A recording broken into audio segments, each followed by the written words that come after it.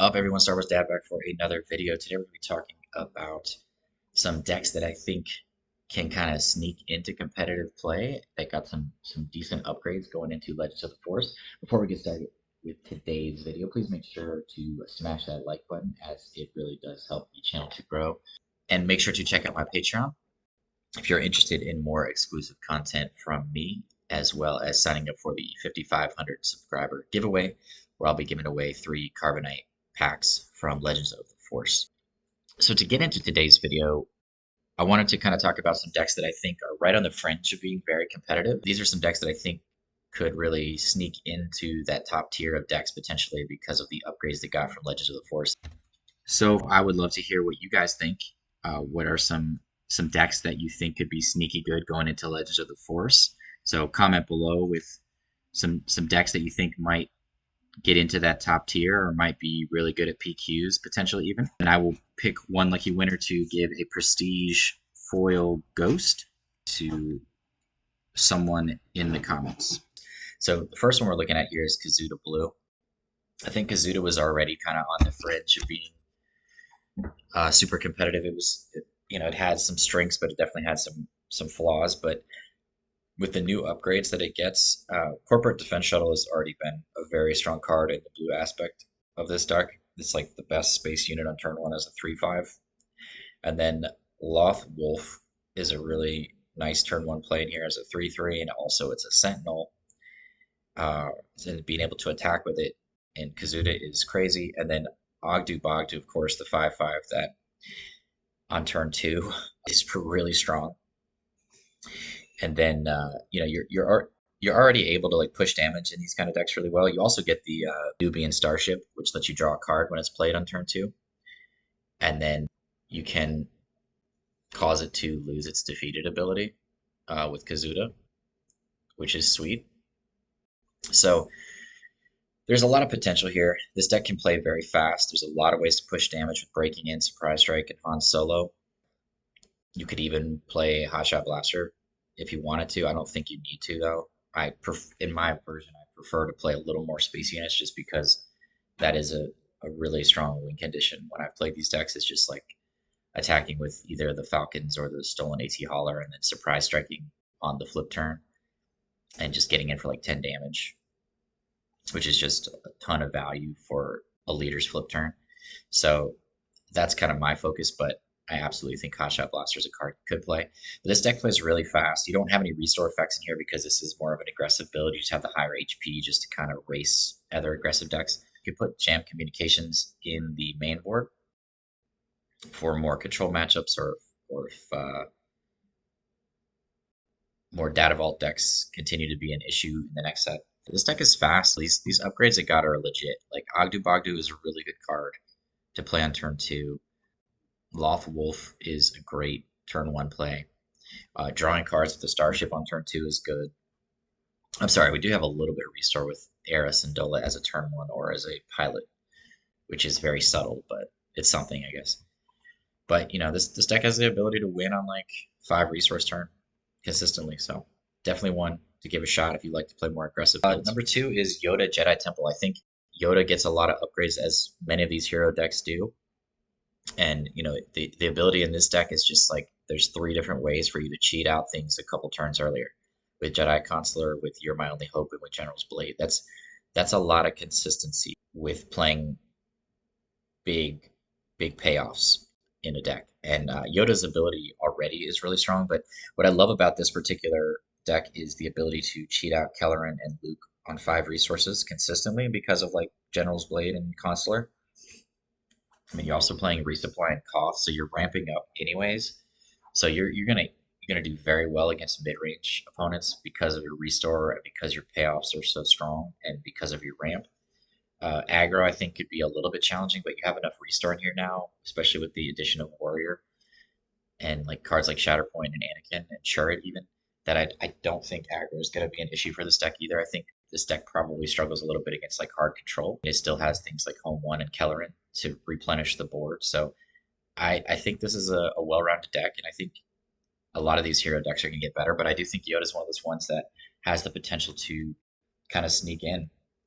I think it might not happen right away, is my best guess, but more like in smaller tournaments and PQs, and it'll slowly start to get more and more results. I think this version and the red version are both going to be strong. In the sideboard, I have the constructed lightsabers for additional restore effects, and then the Fell the Dragon and the Rivals Fall. Maybe it needs to be tweaked where I have a little more removal on the main board, but it's felt good so far in testing. If anything, I would take out the Dago and Master, which is just a way to like search for force units for a couple pieces of removal if I felt like I needed more. But that card's been nice in testing too, just to search for those big drops to set up the Yoda knockouts and to set up our win cons. Then we're playing a bunch of 2-drops to set up the General's Blade on turn 2 to have that consistency. I mean, Obi-Wan, you get so many good cards now in these decks. I think a lot of these hero decks are going to be relevant. But this is definitely one of my favorite decks to start testing out. And then we get into Yoda Red. So it's going to have that similar shell to Han 2 Blue and Anakin Blue and Rey Red. Those shells a little bit different for each of the leaders. Of course, in this leader, we're going to have more payoffs to benefit from Yoda's ability and just overpower our opponents.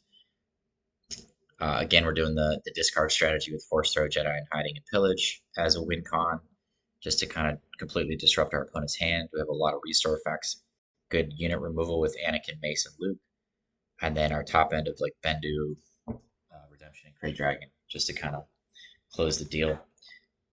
A little more removal in the main board of this one with Fell the Dragon. You could put Sorcerer's Blast in the main board if you really wanted to. I think it's better for more aggressive opponents. This is a good, well-rounded start, but this is another one I think that we're going to see it kind of start being more relevant. Such powerful cards and additions they got to these colors. I mean, Warrior and Kiadi-Mundi, Turret, those 4-drops are all so strong. And then the good turn 1 plays of Adigalia and Secretive Sage and Yaddle are all great. Jedi in Hiding is just great at disrupting your opponent's hand while taking out a unit to play early defense. It's like a double whammy. Like you take out a unit and discard a card from their hand. Like that's really good. And then it slows them down in 2 different ways, right? It slows down their board presence and messes up their hand. So there's such a good card in these hero red decks.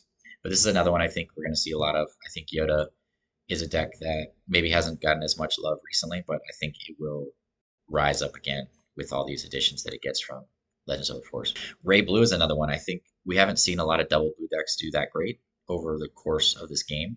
But I think now that we are 5 sets deep and blue has access to more relevant units, I think that this is a deck that's pretty legit. I think it has a very good aggro matchup. I think it's decent into mid-range because we have good removal, and Doom is a way for us to really pump up our units and go wide and to outpower our opponents earlier in combination with Rey's ability. Constructed Lightsaber helps us to gain additional life and beef up our units. It really helps the aggro matchup. And of course, like playing Vigilance on 4 resources is just so good. We're also used to playing it on 6, but playing it on 4 is just such incredible value. And then, of course, you're getting the additions of like Ezra Bridger to go with your Creatures of Doom to boost up Doom. I think, was there another creature in here? You could play another creature at the top end, but I chose to go a little more of a lower curve because it's Rey and I want to be able to beef up my units and have additional resources to play with as I beef up my units and do other things.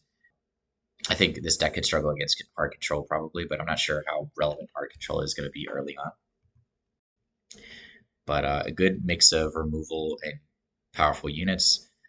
Good unit removal again with Anakin and Luke, and then we have a Nebula addition, a couple of those in the deck because of all the upgrades that we're going to be playing on our units to kind of clear the board when we need to. And then we have the Fell, the Shatterpoint, and the Rivals Fall because I think decks that have like a lot of powerful units that overpower us could be a weakness. So we have that built in the main board. But this is another one I think could be sneaky good. Kylo Yellow, this deck is super fast. It gets the additions of Aura Singh, HK-47, Strike Ship, Grand Inquisitor, and Shin Hati and Quinlan Voss, and then the Constructed Lightsaber for that Raid 2 for a lot of these units. So you're really able to push damage quickly in this deck. Aura Singh and HK are great turn 1 plays if you don't have 2 1-drops. Breaking in and Surprise Strike along with Hotshot Blaster and the Lightsaber, all as ways to push damage with your units. Quinlan Voss is one of your best closers alongside of Kylo to just get in for like 8 to 9 damage. Just very, very strong. Gives Kylo that additional closer. I prefer yellow with Kylo at the moment just because of all the ways to push damage quickly. I think double red is still good as far as being fast and going wide, but I really like the combination of red with yellow. I think Aura Singh and Shin Hati are very good reasons to play yellow. But this deck is really fast. You're consistently winning on Kylo's flip or the turn after that. If you're left unchecked, or even checked, you can still really push damage quickly in here and race with the fastest of aggro decks. So this is definitely an aggro deck to look out for.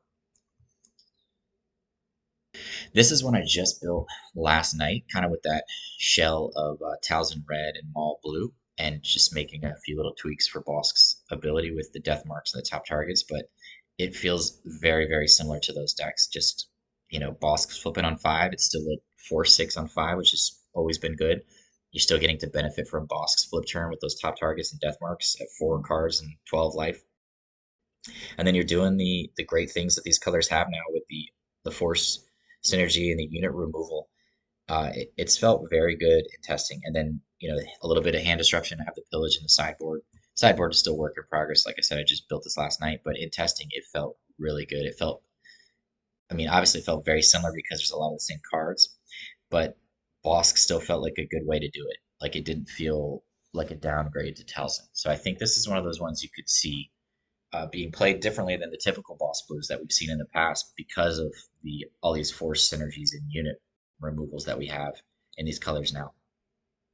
But I definitely think that this is a good way to play. And Bossk is, in some ways, I would say it's better than Talzin because it's a 4/6, and its ability, especially with top target, like that's one of the things I would say makes a big difference. Is just like gaining 12 life on Bossk flip turn in this build just to kind of like completely flip the script. And especially because in this deck you're playing more units, so you can put pressure on your opponent, and then you gain that 12 life, and it's like there's no way they can catch up from that because you have a huge difference. Let's say you're keeping pace with them, like maybe it's you know 14 damage to 14 damage or something by that time, and then you hit them at top target, gain 12 life, and all of a sudden it's 14 damage on their base to 2 on yours, and then how are they going to come back from that? It's a big uphill battle to come back from that. So I do think that this is a deck that could be sneaky good. We've seen Bossk Blue be good in the past as more of a hard control deck, but I think maybe it's moving in this direction of more like this unit removal, soft control type of deck where you have the ability to put pressure early as well. Makes it a decent contender. And I think, like I said, I don't think there's much difference between this and Talzin, to be perfectly honest. Played all those decks a lot. I don't think there's a lot of difference. And then we get into Qi'ra Red. I think it's another variation of that same shell. Of course, we're tweaking things a little bit more to benefit from Qi'ra. You could play Sentinels in here. I chose to just keep the kind of same shell, go with the Force mechanic, and then throw in a Devastating Gunship. But it, again, if it feels good. Again, Qi'ra's flipping. It synergizes well with a lot of these red pieces of removal. It synergizes well with these unit removals, with these -3/3s, with Talzin and Anakin and Dooku's ability, all that kind of stuff. Churd is great in here again. So I think a lot of these red blue shells are going to be good. And it's just like more about comfort level with leaders. I think enough of these leaders that flip on 5 that have impactful plays on the board. It's more about you as a player and which would fits your play style more. But a lot of these leaders, Talzin, Bossk, and Qi'ra, all feel very similar in these shells. Assaj ECL. This one's cool because we've seen Assaj do decent, but hasn't had like a ton of results. But I think you get some new toys in this one with Scimitar as a way to damage it and make it a 6 powered unit, which is also an incredible target for Assaj to pilot onto in certain matchups. And then you get Craving Powers, another really cool card in here to pump up your great units even stronger with your Scimitars and your Hylabons and your Devastating Gunships. It's a really great way to boost those units and just kind of overpower a big threat. And then, of course, you're getting the Vader ECL, which is the reason that you would consider even playing Assaj with ECL at this point. But it's been a fun one. I do think there's a consideration for some other cards that have grit. And you can see my sideboard is still a work in progress. But I do like the 7 drop of Pong Krill. I think that could be cool in here, but I still prefer Vader just to find those Sentinels and to get that board advantage. I think this is a good one. In testing it, felt really strong, and I was kind of surprised at how well it did. So, you still have the unit removal of Death Trooper and TIE Dagger. You could play Anakin as well at 6, but I chose not to, just to kind of be more consistent with my other pieces of removal. But I don't think there's a problem with playing 1 or 2 Anakin just as another piece of removal, especially because you're going to be damaging their units consistently to make them weaker. So it makes that unit removal better. If anything, I could take out maybe 1 No Glory and something else to find room for that. And both this deck and the Rey Blue deck were ideas from one of my Patreon members, and we kind of just discussed different ways of playing it, and I kind of tweak things kind of more to my play style. But shout out to him for the idea for both of these decks, which I definitely think are cool and potentially very competitive. But yeah, this one's cool. If you like Assaj, I would definitely give this one a shot. Bossk Datavault is another one that I think gets a few new tools in this next set that could be sneaky good. It's always been a deck that's performed really well for me. From Legends of the Force, some cards that I've added in so far are HK-47, Craving Power, and Torrent Attack on the sideboard for those Force decks. I think Strike Ship is another card you can consider in space on turn 1. But, this deck just always has that ability to just get to 7-8 resources so quickly and just overpower and beast your opponents. And I think that's one way to beat a lot of these Force decks is just to overpower them with Devastators and Crate Dragons and things like that. So definitely a deck that I think could be sneaky good. Craving Power is definitely a cool addition to this deck as another card that could be good for Bossk on its flip turn to make it a 6-8? And that's pretty strong flip to take out a big threat and swing in for 6 damage to another unit to slow things down as you continue to work towards your big guys, or even just to, get a double price on your head on the flip turn to go to 7 resources.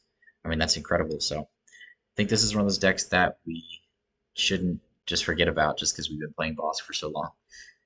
But another one that I really enjoy and I think has some good potential going into this next set as a sneaky good play. And then Chancellor Blue, I mean, I've talked about this one a lot in the last few videos, but I do think it has the potential to be just sneaky good. I mean, Anakin Vader Skywalker with Qi'ra Flurry is just so strong.